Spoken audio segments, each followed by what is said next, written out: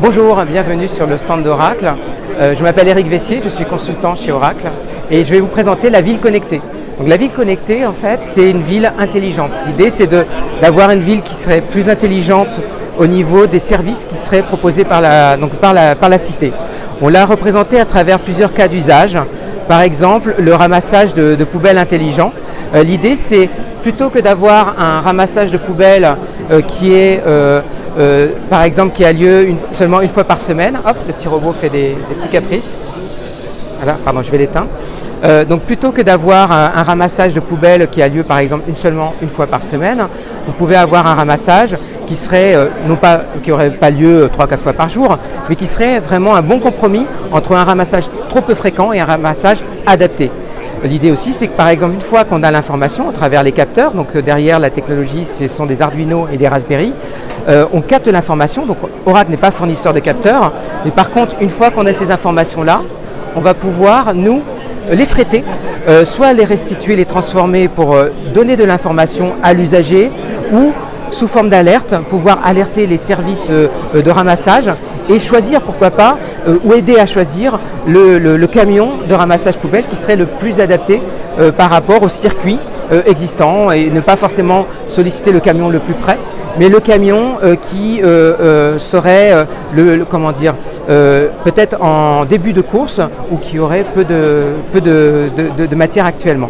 Donc ça, c'est un des exemples qu'on illustre à travers ça. L'autre exemple, c'est l'éclairage intelligent. Donc l'idée, c'est plutôt que d'avoir une ville qui est éclairée tout le temps, c'est de l'éclairer uniquement quand il y a une présence de voitures, une présence de piétons, et donc d'avoir des capteurs qui permettraient de détecter ces personnes donc en mouvement et de pouvoir adapter justement cet éclairage. Donc ça pourrait être un éclairage par exemple qui se mettrait à éclairer le côté gauche et pas le côté droit en fonction de la personne. Un autre cas d'usage qu'on met en illustration, c'est le parking intelligent. Donc l'idée, c'est l'usager, lui, il va consulter son application, son chatbot, donc où il va pouvoir consulter l'information, saisir soit en mode, il va cliquer sur par exemple parking pour avoir une information. Et donc là, on va pouvoir directement avoir l'information et en temps réel prendre une photo, faire de la reconnaissance d'image et en restitution, pouvoir donner l'information, dire oui, il y a 2 places, 3 places de disponibles directement actuellement sur le parking. Alors en fonction des objets, justement, ce qui est intéressant dans l'algorithme qu'on a là, c'est qu'on se rend compte qu'en fonction de l'éclairage, la reconnaissance peut être plus ou moins bonne. Et là, en l'occurrence, on se rend compte que sur le stand, on a un éclairage qui est relativement défaillant, qui fait que certaines voitures ne sont pas reconnues comme d'habitude.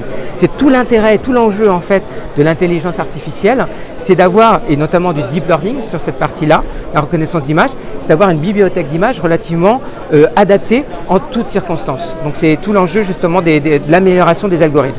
Et on le montre justement à travers ça. L'idée, c'est que tout n'est pas technologie Oracle.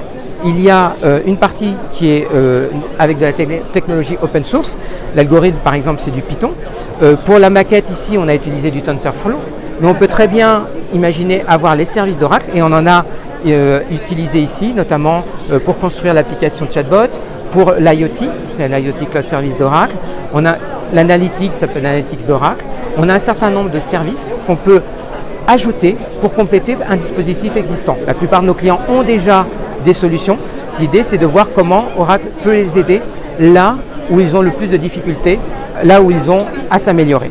Donc l'idée, c'est de partir de ces cas standards qui parlent à tout le monde et puis de pouvoir les compléter, les enrichir en fonction du besoin de nos clients, de nos utilisateurs.